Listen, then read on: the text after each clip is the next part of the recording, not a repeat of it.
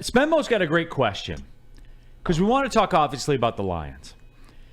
And Spenmo's on Aaron Glenn. No doubt. Been on him for a minute now. And he asked a question. He goes, have we talked enough about Aaron Glenn? No.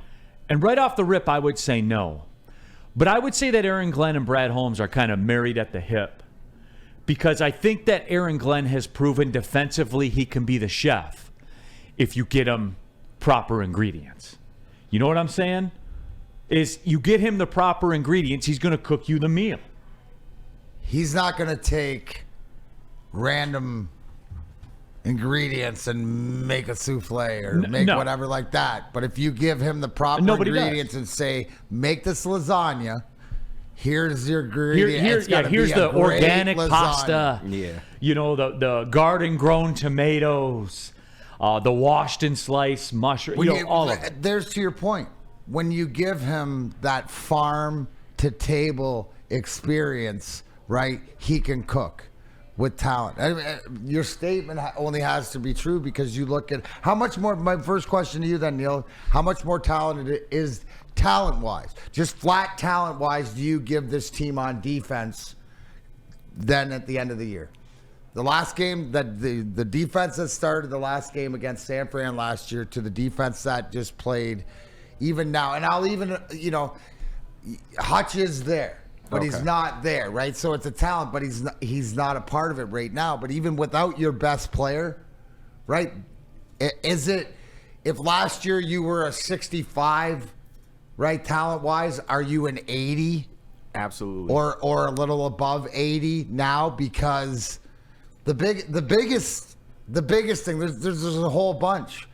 But you got two guys at safety that are arguably battling each other for defensive player of the year, and you look at the way that's turned that backfield, and you look at the way now you got different guys, and you got actually Carlton Davis probably playing one of his better games, making a unbelievably huge pick.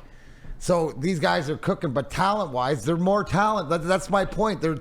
You give them the talent. So to answer your question, absolutely.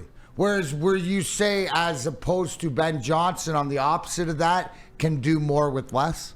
Well, I think it's this. And Spenny, I kind of go to you on this because obviously you birthed this movement. The Ben Johnson thing to me is different. Like it's a totally different comp. It's different sides of the ball. With Ben Johnson, the nature of being the offensive coordinator, when the plays work, they're splashy. On defense, when the plays work, you stop them, and then you're on to the next play. Well, it's action versus reaction, right? Because on defense, you're preparing for more or less reacting to what they're doing, right? So when you would need more structure, more ingredients to that meal than you would be just the offense. Like you look at all the plays. You don't put scheme plays into a defense too often, do you? No. I mean, you might change the coverage, but you don't do flea flickers, what they do on offense. Yeah. So, yeah.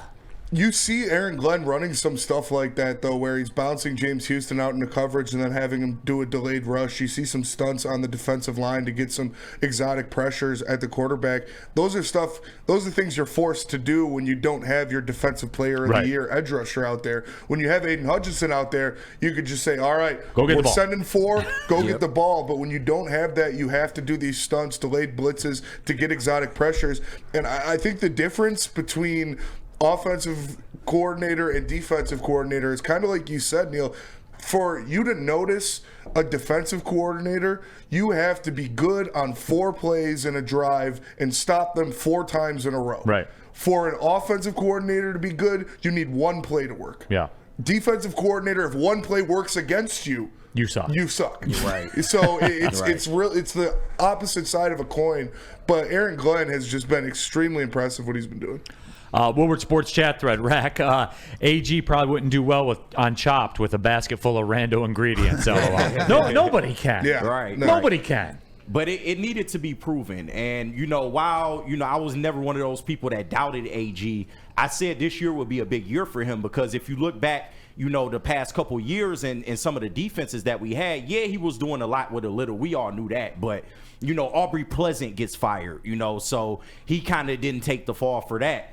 Dre Bly ends up getting fired last year, and whoever the defensive line coach was for us last year, they got fired as well. And we continually was at this pattern of, okay, Aaron Glenn doesn't have the ingredients to really chef up what we think he can make this defense, but eventually the finger was going to get pointed at him, especially if they came out this year and had, had a similar performance as they did the past couple seasons. So it had to be proven. It had to be proven. You had a great point, Kenny. Look at his sous chefs, Terrell Williams. Yeah. Shepard.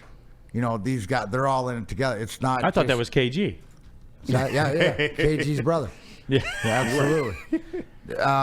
So yeah, to that point. And I think because we're not talking about is the biggest frustration that we all have as Lions fans is those 3rd and longs. Like those 3rd and 15, 20s that we give up and stuff. And still it happened the other day. Early. What is the thing that we're seeing happen early? And this is what I like, right? In the last few games, the teams have come out and sort of done what they wanted to do in the first scripted plays. But what Aaron Glenn and his team has done is they've adjusted. We were talking about this coming in. Zadarius Smith proving his worth, even not in the lineup, by, the conversations on the sidelines, by watching, the different formations and what the Texans were trying to do. And did it help? I would think so, by looking at the stats in the second half. So we're making better adjustments. Teams might get to us early. Like we were sitting there watching the game, Neil. You weren't worried. No. I wasn't really worried. It was one of these like, come on. I mean, you probably did that a million times with us back in the day as the Red Wings. You get behind two. You're like, guys, what are you doing? I wish I were now back then. I wish I had over a decade of working in sports day to day, so I could understand like the ebbs and flows. God, I would get so pissed at you guys when you'd be down 2-0 at Phoenix. You know what I'm saying? Oh yeah, I get it. No, 100 million%, right? And so. And then you'd have to win 6-4. Yeah. And you did. Yeah. I know. You did. I know. It was never easy, but there's still some of that frustration. That's why it's not. That's why it's. I think it's beautiful as our fandom where we sit because we still can be better. Yeah. Right? We still think we're going to be better. We expect better out of it. Yeah. Jared Goff has 5 interceptions. Didn't matter. Couple deflected. Didn't matter. Win the game.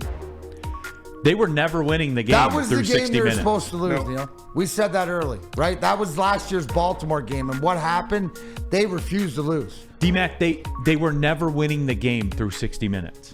Never. And I never felt like they were going to lose.